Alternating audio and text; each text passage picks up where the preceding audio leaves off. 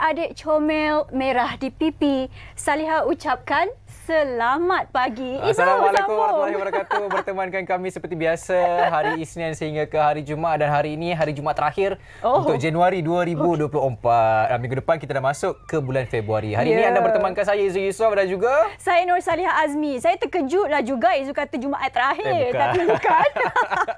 Jangan faham maksud lain. Betul.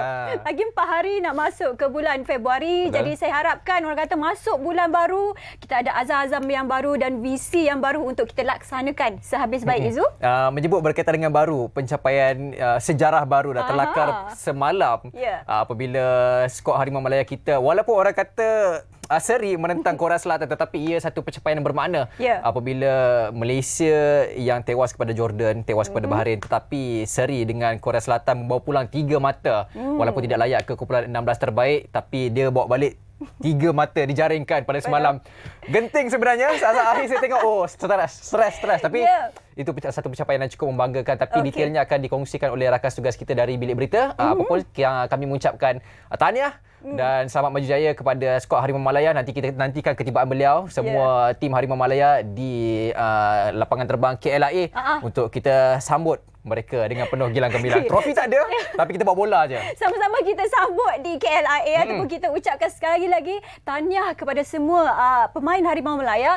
Dan kita sebutlah, kalau macam saya tengok bola ini kan, kita banyak fokus kepada pemain bola, tapi biasa. Tetap saya bagi sokongan kepada tim Harimau Malaya kita. Semoga maju jaya untuk perlawanan yang lain-lain juga. Betul-betul. Dan jangan lupa kita petang ni kita akan ada satu program Haya ASEAN, mana kita akan mengupaskan berkaitan dengan apa yang berlaku di dalam Piala Asia, yang mana semalam kita ada 4 perlawanan.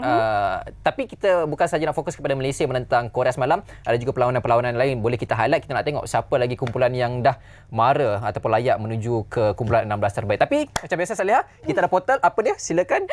Okey, seperti biasa suka kita kongsikan juga bersama dengan anda berita semasa di portal bernama.com, dan kali ini kita nak menyentuh sedikit berkenaan tentang kuota haji yang akan dilaksanakan tak lama lagi. Okey, Lembaga Tabung Haji semalam menafikan dakwaan bahawa ia mengagihkan kuota tertentu kepada pihak swasta atau pengendali jemaah haji. TH dalam kenyataannya memaklumkan kuota haji berjumlah 31,600 yang telah diberikan kepada Kerajaan Arab Saudi adalah mengikut sistem pendaftaran haji terbuka berdasarkan konsep mendaftar dahulu didahulukan yang dilaksanakan sejak dari tahun 1995. Bila bakal jemaah sudah terpilih di dalam kuota tahunan, mereka boleh memilih sama ada ingin menunaikan ibadat haji melalui muasasah ataupun melalui syarikat-syarikat PJH yang telah dilesenkan oleh tabung haji.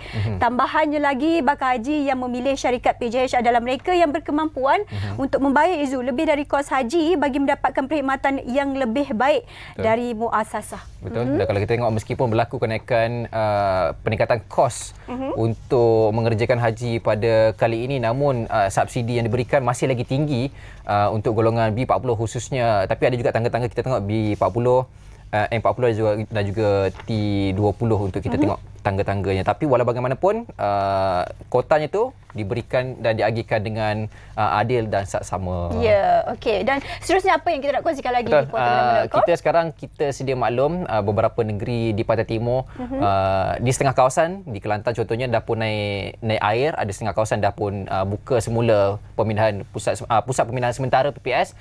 Ini apa yang berlaku di Terengganu pada semalam, di mana pasukan tentera kita di dalam Ops Murni telah membawa ataupun telah mengusung jenazah warga emas untuk meredah banjir bagi kita berikan penghormatan terakhir. Keluarganya memaklumkan bahawa ibunya, iaitu Ibu Mak Sudin Kalsom Mat berusia 84 tahun yang telah meninggal dunia pada kira-kira 9 pagi semalam akibat sakit tua, telah dibawa keluar untuk kerja-kerja pengurusan jenazah bagi memberikan penghormatan terakhir. Ini bukan sahaja satu kerja murni di dalam menjalankan operasi Ops Murni tersebut, tetapi juga salah satu kerja-kerja mendekatkan tentera dengan rakyat kita. Kita tahu tentera kita bukan sahaja menjaga keselamatan, tetapi apabila melibatkan musim peralihan monsun timur laut ini, semua aset dikerahkan untuk kita sama-sama memudahkan, terutamanya di kawasan pedalaman, untuk kerja-kerja di luar jangka seperti ini yang kita tak tahu, aksesnya sangat susah, jadi pergerakan itu terbatas, jadi memerlukan adanya kreativiti dan juga bantuan daripada agensi-agensi lain untuk memudahkan perkara-perkara di luar jangka. Okey, dan itu adalah yang kami kongsikan dari portalbernama.com. Untuk lebih lagi perkembangan semasa dan juga berita lanjut, anda boleh lawati portalbernama.com. Dan seperti biasa kita nak tengok ramalan cuaca. Kok Izu nak keluar pergi dating ke? Tak ada, hari ini saya kerja. Kita tengok dulu ramalan cuaca sebelum kita rekas tugas dari berita. Saksikan. Silakan.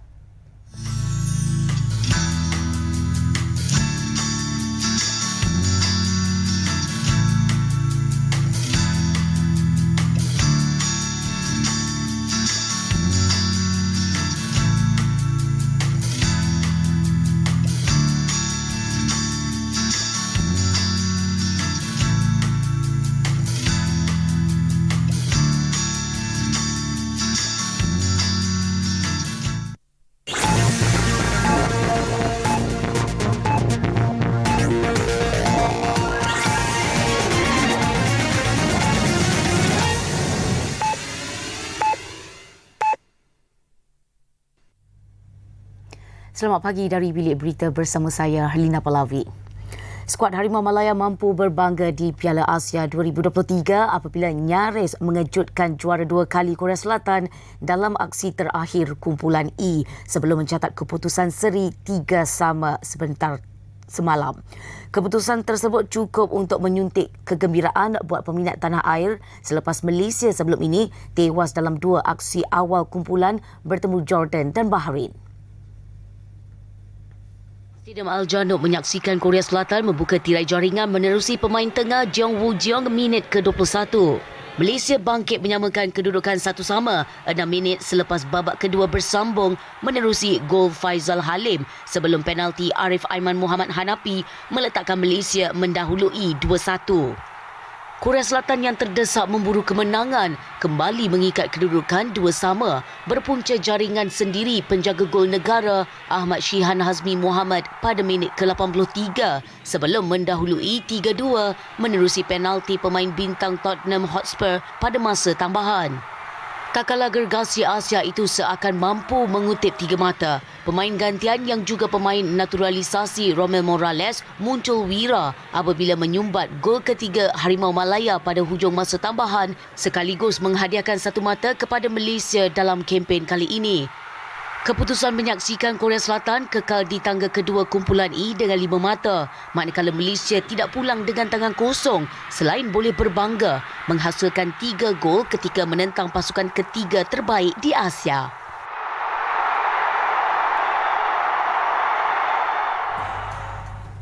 Dalam pada itu, Ketua Jurulatih Korea Selatan Jurgen Klinsmann menafikan pasukannya bermain untuk seri ketika menentang Malaysia bagi mengelak muncul juara kumpulan E sekaligus bertemu Jepun pada pusingan 16 terbaik Piala Asia. Klinsmann bagaimanapun mengakui Malaysia bermain dengan sepenuh hati dan skuad Harimau Malaya kendalian Kim Panggon layak mendapat pujian. So it's not true?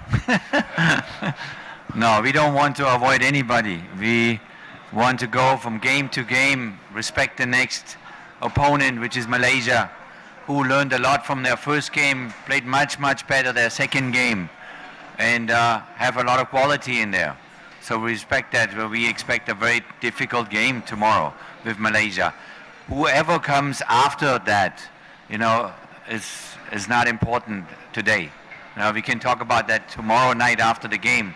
But first we have to win our game, do our homework, play well, show you that we deserve to win. Terdahulu terdapat dakwaan dalam kalangan netizen bahawa Korea Selatan tidak beraksi pada tahap sebenar kerana mahu menang tipis atau menang seri bagi mengelak muncul juara kumpulan untuk bertemu Jepun di pusingan 16 terbaik.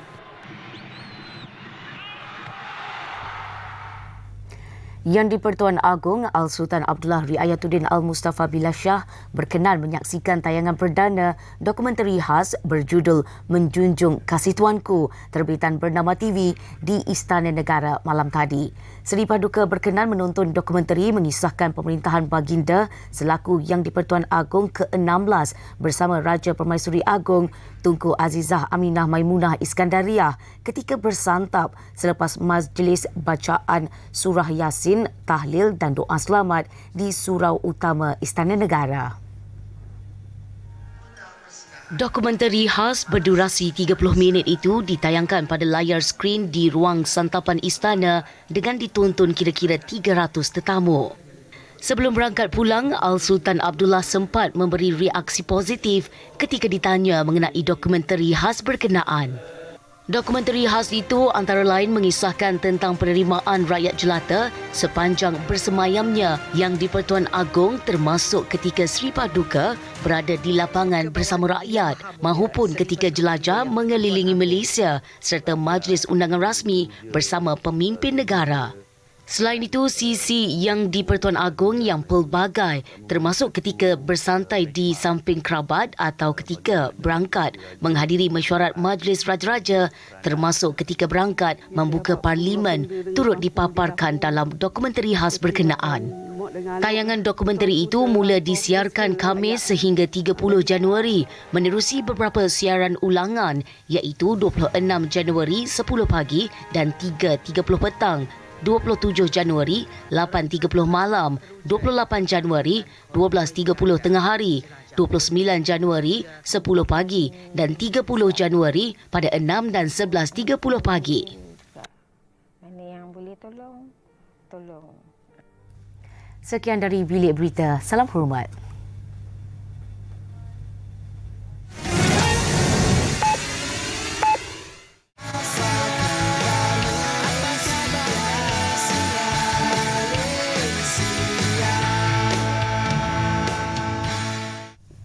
Baik, bertemu kembali dalam sesuatu majlis ikatan antara dua hati selepas sahnya ikatan itu. Dengan ini aku terima nikahnya dan sebagainya akan dibacakan oleh sang suami satu lafaz yang cukup penting iaitu lafaz taklik di mana kalau dalam petikan ataupun teks yang dibacakan itu bahawa saya nama telah berlafaz taklik selepas akad nikah saya di hadapan sekian-sekian sehinggalah habis. Itu satu perjanjian antara sang suami dan juga si isteri. Sekiranya berlakunya sesuatu yang di luar jangka, itulah satu jaminan kepada si isteri. Dan sebenarnya kalau kita tengok sekarang ni banyak sebenarnya yang memandang rendah benda ni dan kadang-kadang tersalah tafsir taklik ini sebenarnya macam mana lafaz cerai ke apa ke. Ramai orang selalu confuse taklik dengan cerai. Tapi hari ini kita nak bawakan kepada anda untuk kita menceritakan lebih lanjut berkaitan dengan jangan mudah untuk melafazkan taklik ini. Bersama dengan tetamu kita di atas talian sekarang ini, bersama dengan kita selaku pengamal undang-undang di Tetuan Rabiatul Adawiyah and Associates iaitu Puan Rabiatul Adawiyah Ramli. Apa khabar Puan Rabiatul? Alhamdulillah, sihat. Terima kasih bersama dengan kita hari ini. Alhamdulillah. Okey, Puan Rabiatul, di awal perbincangan kita ni mungkin kita nak tahu lafaz taklik dengan lafaz cerai, apa perbezaan untuk kita fahami terlebih dahulu? Okey, baik. Bismillahirrahmanirrahim. Terlebih dahulu saya kenalkan diri saya Rabiatul Adawiyah Ramli. Okey, pengamal undang-undang di Rabiatul Adawiyah and Associates.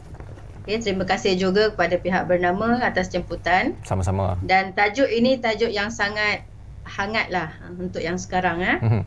Okey, baik. Untuk menjawab kepada soalan tadi, apa beza lafaz taklik dengan lafaz cerai? Okey. Taklik ni dia, kalau kita kena lihat, dia ada dua jenis. Okey. Okey, pertama lafaz taklik yang biasa pasangan yang nak bernikah. Dia akan lafazkanlah sekiranya aku meninggalkan isteri aku selama 3 bulan ke, tak bagi nafkah ke, kan? Itu yang lafaz taklik semasa akad nikah. Okey. Yang satu lagi jenis adalah lafaz taklik tambahan ataupun lafaz taklik yang tidak rasmi. Yang tadi itu adalah taklik rasmi. Okey.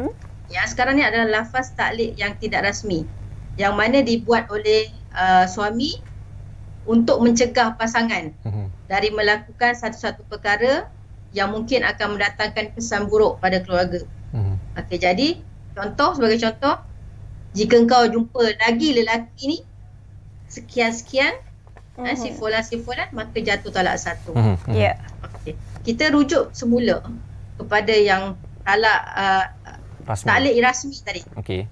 Kalau kita refer kepada tafsiran dalam enakmen Undang-Undang Keluarga Islam Negeri, taklid ini sendiri memberi maksud lafaz perjanjian yang dibuat oleh suami semasa selepas akad nikah menurut hukum syarak. Lafaz perjanjian. Okey. Jadi apabila berlaku pelanggaran terhadap perjanjian yang dilafazkan oleh suami lepas akad nikah menggunakan taklid rasmi tadi tu, maka si isteri ni tadi boleh membuat aduan. Seperti mana dalam taklid rasmi tu. Okey. Yang kita bincangkan hari adalah taklid. Taklid yang tidak rasmi tadi. Yang sebagai contoh, kalau kau keluar rumah lagi atau berjumpa dengan seorang lelaki yang bernama si fulan ini lagi, tertalaklah engkau. Okey. Jadi kat sini walaupun bagaimanapun kalau kita menurut fiqh al-manhaj, definisi taklid yang tidak rasmi itu tadi adalah suami menggantung talak kepada isterinya dengan sifat atau syarat yang dikaitkan dengan isteri itu atau orang lain atau berlaku pada masa hadapan. Okey, jadi cerai taklid ni yang berlaku disebabkan perkara yang digantungkan pada penceraian. Puan Rabiatul, boleh tak anda kata kalau perceraian selalunya kita tengok ada yang melafazkan cerai melalui SMS, message ataupun WhatsApp sahaja.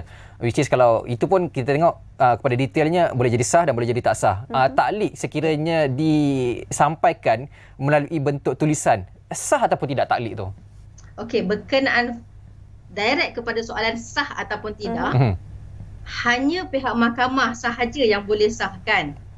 Okey, tetapi kalaulah merujuk kepada lafaz taklid itu perlu disahkan di mahkamah rendah syariah. Dia berbeza kalau dengan lafaz rujuk. Dia perlu kepada lafaz lisan.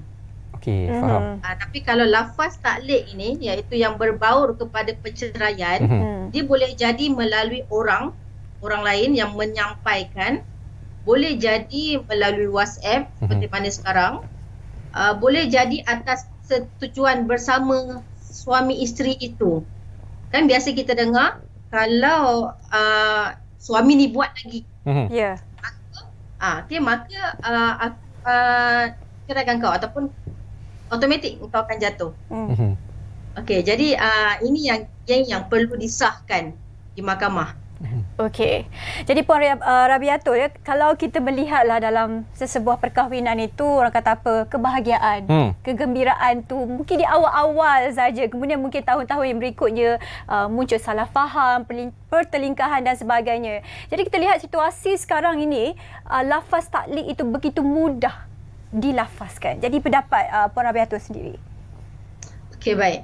Pendapat saya tentang mudahnya nak lafazkan ini, rata-rata pasangan yang membuat lafaz taklid ni, suka atau tidak suka, dia adalah kurang dari segi agama. Yang terikut-ikut trend, yang mana pandangan mereka lafaz taklid ini mungkin boleh ditarik balik pada bila-bila masa. Okey, ada yang claim, alah kau tak payah buat, ataupun kalau kau langgar taklid ni, once kita diam-diamkan, maka taklid ini tak jatuh. Tak ada siapa tahu. Okey, dia diamkan. Jadi tapi ada kesan terhadap lafaz taklid itu walaupun dia diamkan. Okey. Puan Rabiatul, kalau kita melihat juga situasi, contoh situasi sekarang ni, selain daripada macam saya kata tadi, pergaduhan dalam rumah tangga itu biasalah tu. Sekarang ni Saya takut saya tak nak tanya soalan ni sebab Tak apa, Izzul teruskan. Izzul teruskan. kebiasaannya kalau kita tengok sekarang ni banyak kes-kes curang, melibatkan kes curang ni. Kalau dulu kita familiar dengan lelaki curang dengan pasangannya, tapi sekarang ni dah terbalik juga.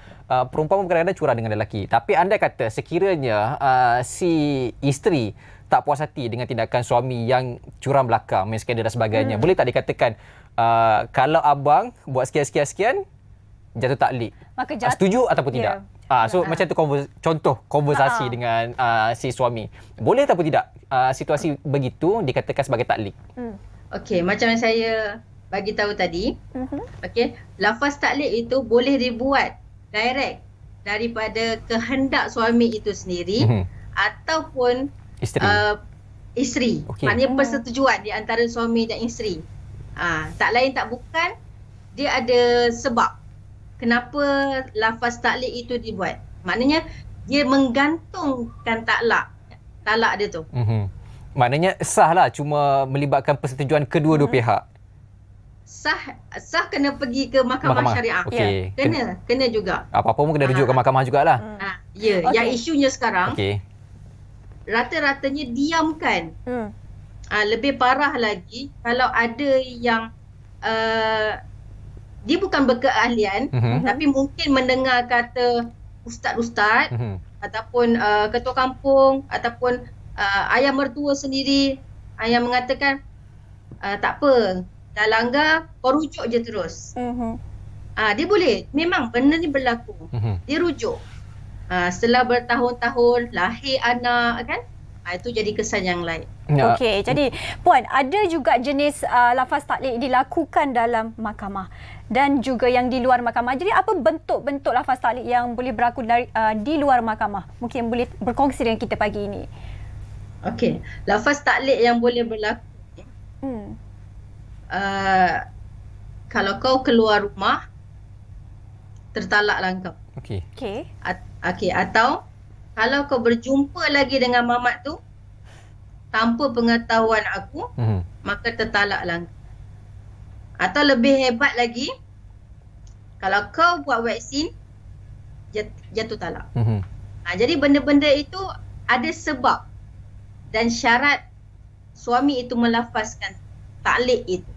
Dia sebenarnya taklid itu pun talak. Betul. Cuma dia menggantungkan talak itu dengan syarat. Maknanya dia belum berlaku. Okey, kalau lafaz talak, dia direct berlaku. Ya, aku ceraikan kau ataupun aku pulangkan kau di rumah ibu bapa kau. Tapi sekarang ni taklid, dia menggantung istilah perkataan cerai itu sendiri yang dibaca dalam taklid rasmi itulah semasa akad nikah tu. Okey puan, status macam puan kata tadi, banyak status cerai tetapi kes taklid tetapi tidak diberitahu secara umum, tidak dirujuk pada mahkamah dan sebagainya. Kesan ataupun kompilasi di masa hadapan status kepada anak untuk harta pusaka dan sebagainya, status kepada isteri itu juga, dan juga status hubungan mereka dalam Islam. Apa kesannya di masa hadapan sekiranya pasangan yang dah memang buat taklid ni tetapi mereka tak rujuk pada mahkamah, ikut cakap orang tua, ikut cakap orang kampung dan sebagainya. Apa kesan dia? Okey, baik. Berdasarkan pengalaman ataupun berdasarkan dengan kes yang kita pernah tengok kan. Okey, pertama yang pastinya dilalui oleh pasangan ini adalah pasangan ini tidak bahagia. Okey, semakin panas, semakin tidak bahagia, semakin tidak tahu punca. Okey. Keduanya, sekiranya didiamkan lafaz taklid ini, kesan ini sekiranya ada anak lahir semasa lafaz taklid ini. Okay, sebagai contoh tadi, kalau abang jatuh cinta dengan mana-mana wanita lagi, okay, tersuka ataupun keluar, okay, dia dah langgar. Dia mengadakan hubungan kelamin, kemudian lahir anak. Okay, tak buat pengesahan lafaz taklid itu. Okay, bertahun-tahun. Endingnya isteri ni mungkin salah seorang ni hidup dalam keraguan. Okey, dan akhirnya mengambil kata putus untuk mengesahkan mahkamah. Okey. Jadi di sini mahkamah perlu tengok tarikh lafaz taklid itu dibuat, kena lihat tarikh anak itu lahir, kena lihat berlaku atau tidak pelanggaran ke atas taklid tersebut. Okey, sekiranya mahkamah tidak mengesahkan lafaz taklid itu, mungkin suami itu dipaksa ketika itu, dipaksa setelah bertahun-tahun dipaksa, mahkamah tak sahkan, tak jatuh, maka anak yang lahir itu anak sah taraf dan boleh berbinat kepada bapa. Tetapi sekiranya setelah 3 perkara mahkamah siasat sah, sabit jatuh taklid seperti mana yang dilafazkan itu, anak itu pun lahir, anak itu dikatakan anak wati syubhah.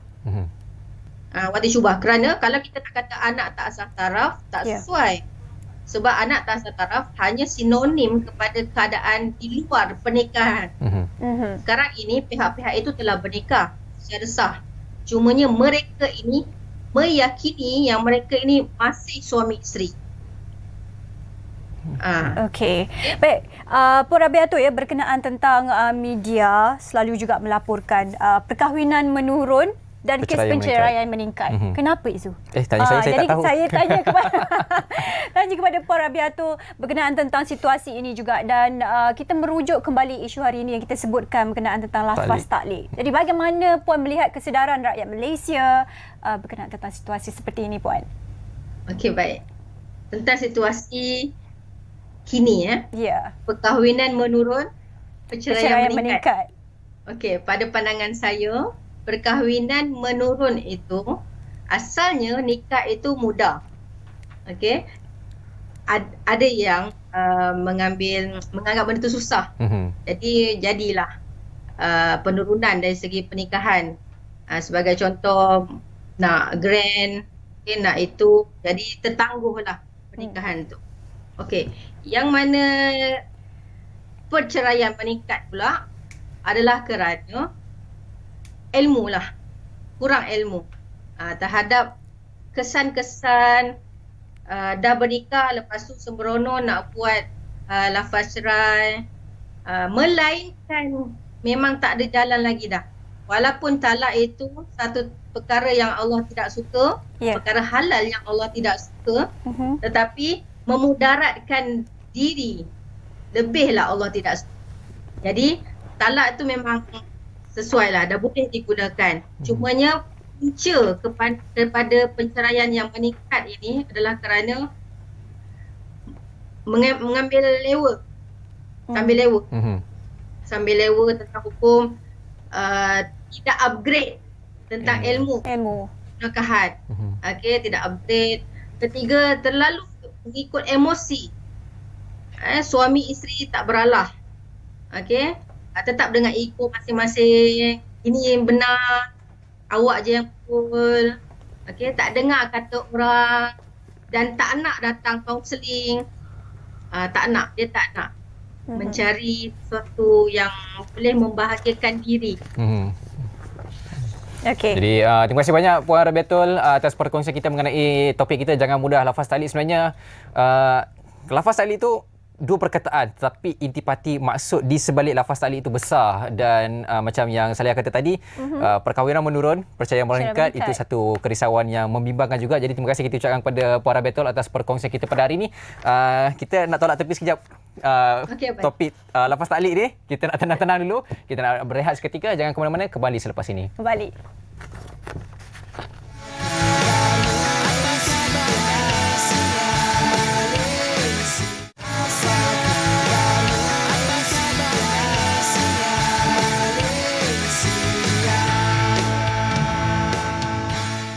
Baik, terima kasih terus setia bersama dengan kami di Apa Khabar Malaysia. Okey, hari ini Zu nak menyebut tentang lakukan hari anda dengan kuat, cergas, dan kadang-kadang Zu kita terfikir nak ambil suplemen dan ubat-ubat tertentulah untuk melengkapkan kita untuk jadi lebih cergas katanya. Tapi kadang-kadang lebih cergas tu kita tak tahu suplemen yang kita ambil Zu. Betul. Kadang-kadang kita tak tahu sama ada dia akan memudaratkan diri kita ataupun tidak. Orang kata kalau demam makanlah ubat. Kalau sakit hati bacalah Quran. Tapi ini kita nak bercakap soal sakit buah pinggang.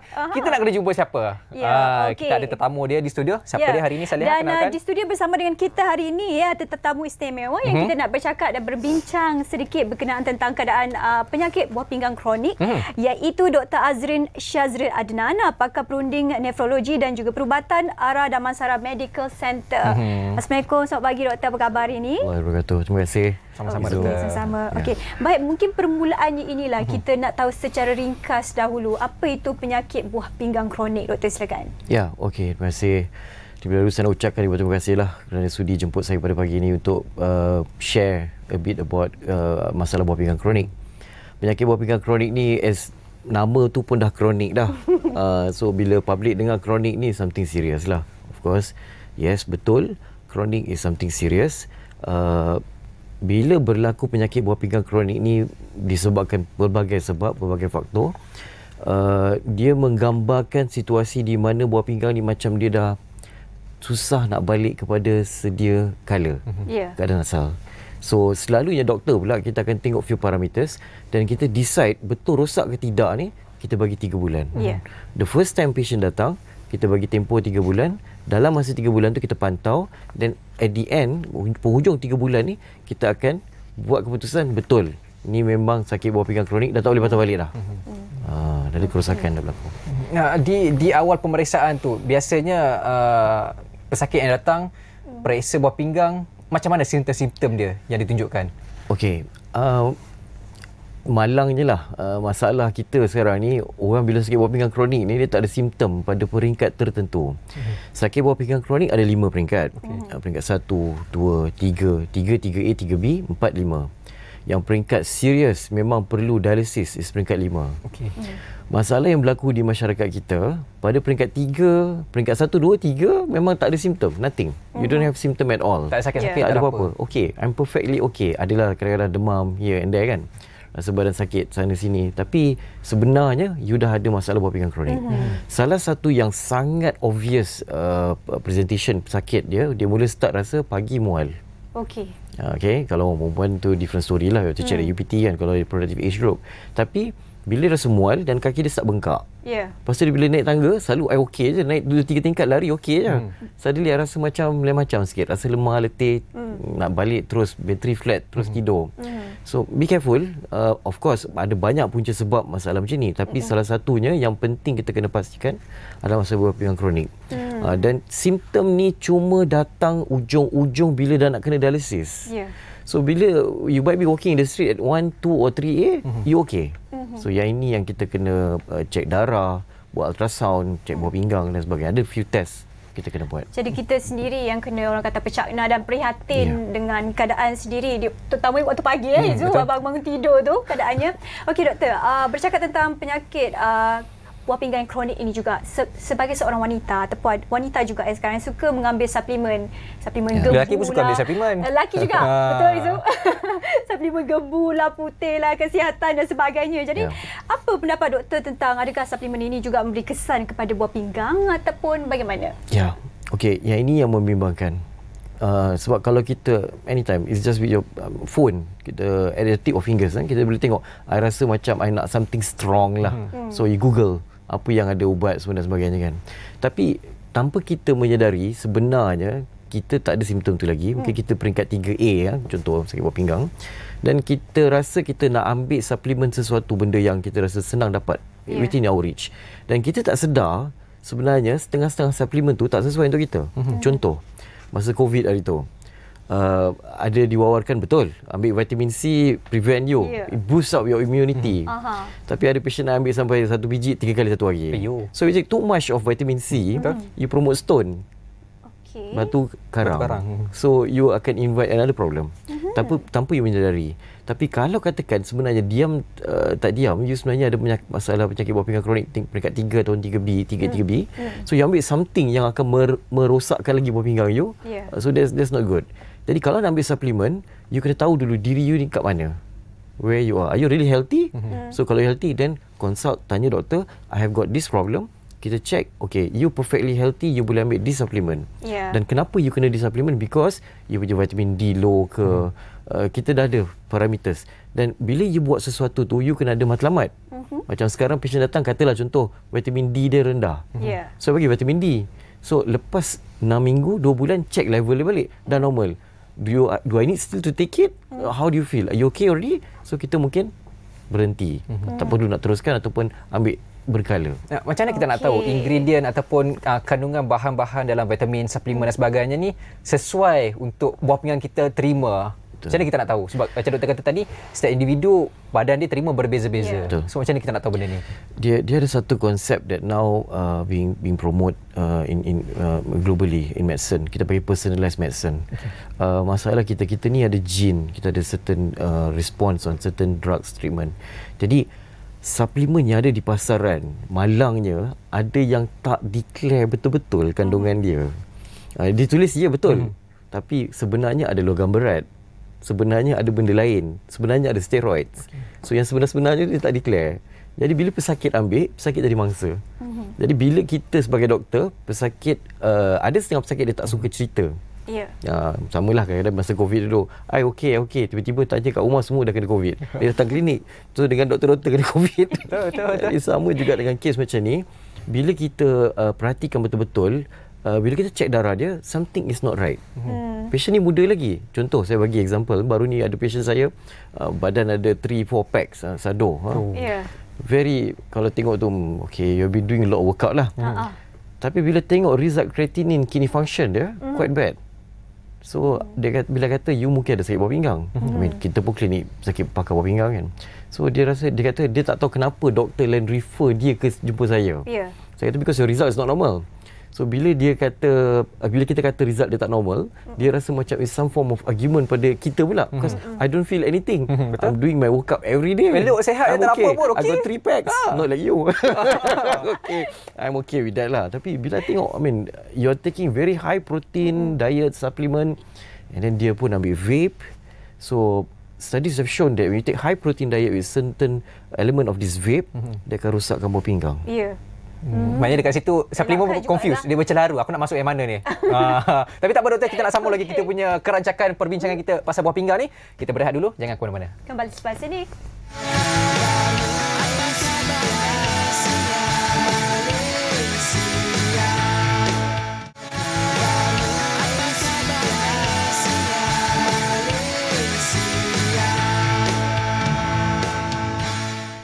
Okey, terima kasih bersama dengan kami di Apa Khabar Malaysia kembali dengan kita. Dan hari ini kita berbincang berkenaan tentang penyakit buah pinggang yang kronik.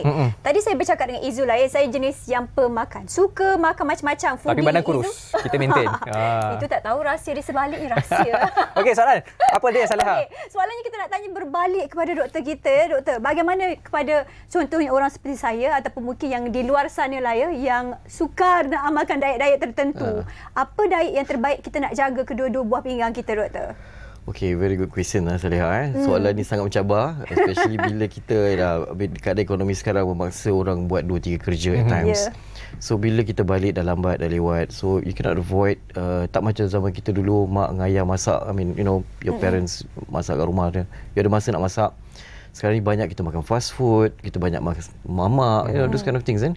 So high salt diet, makanan yang bersodium tinggi has been recognized as the contributing factor untuk hypertension, darah tinggi.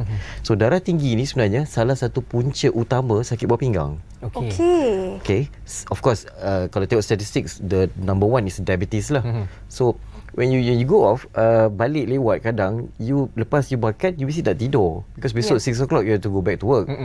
So bila you makan lewat, you don't have movement much. Lepas tu you punya diet pula high salt, high sugar and high protein. Protein jenis apa kalau red meat ni macam lembu, daging kambing, those kind of things, red meat. Dia ni yang menyebabkan tekanan darah tinggi dalam tisu buah pinggang. What we describe as intraglomerular hypertension. So nak describe tu banyaklah cerita, panjang, boleh bagi 1 hour lecture, but cut it short, high salt diet, garam tinggi, sodium tinggi, gula of course, sugar, and protein merah, red meat protein. These are the most commonest sebab buah pinggang kita rosak lately. Tu sebab kita dah tengok graf berubah dah. We are seeing more younger patient at their early years of early 30s, late 20s start having kidney problem. One of the things is of course obesity, unfortunately. Dulu masa zaman saya dulu lah, I'm born 1970s, kita tak adalah internet duduk rumah gaming macam selalu keluar main banyak. Yes, that's it. Ada panjang pokok, those sort of things. So my wife used to tell me all those things in the past kan. Tapi zaman sekarang kalau tengok budak-budak, kadang-kadang dia tengah game dengan member kat Australia, kat UK, US kan. Jadi not much of movement promotes to obesity. So obesity is a vicious cycle leading to kidney problem. Okay. So this is where what is worrying to our culture, to our society, and diet of course, and vape. The substance inside it. That yang also. doktor kata tadi pengambilan daging merah. Itu pengambilan di waktu malam ataupun siang pun penyebab anytime. Anytime. Yeah. Oh, biar tak boleh makan daging apa ni kena daging. You can tapi you kena cut down. You have to cut down. That's why macam these bodybuilders, dia ambil protein like no man's business. Memang tinggi amount yang dia ambil ni because dia nak build up everything kan and work out. Tapi dia beban pada buah pinggang. Okay, dan andai katalah sudah didiagnose penyakit buah pinggang, ada kronik ataupun sekalipun tidak lagi ya doktor ya. Mungkin apa peringkat-peringkat rawatannya? Yeah.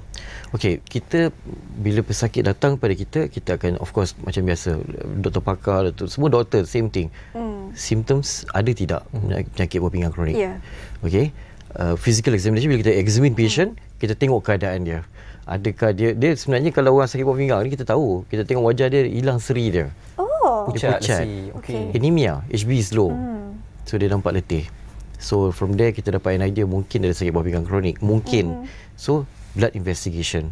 So parameters kita tengok creatinine, urea, dan sama ada parameter yang kita tengok. The next of course urine. Urine patient ni setengah pesakit saya, dia sedar tak sedar, dia buang air berbuih. Urine dia berbuih. Dia kata it's been normal, it's been years. Tak ada problem pun. But that is a sign actually protein leakage dalam urine. That is already a sign that you already have a kidney problem to begin with. So bila ada protein dalam urine sebenarnya, especially kalau you test untuk masuk kerja medical, tak pas. That's an early sign of kidney problem. Okay, or maybe already advanced. Then blood test akan bagi you klasifikasi sama ada you peringkat 1, 2, 3, 4 dan 5. 4 ni susah sikit. You akan go very fast to stage 5 dialysis. 3A, 3B still okay lah, can still manage kan. So treatment individualized.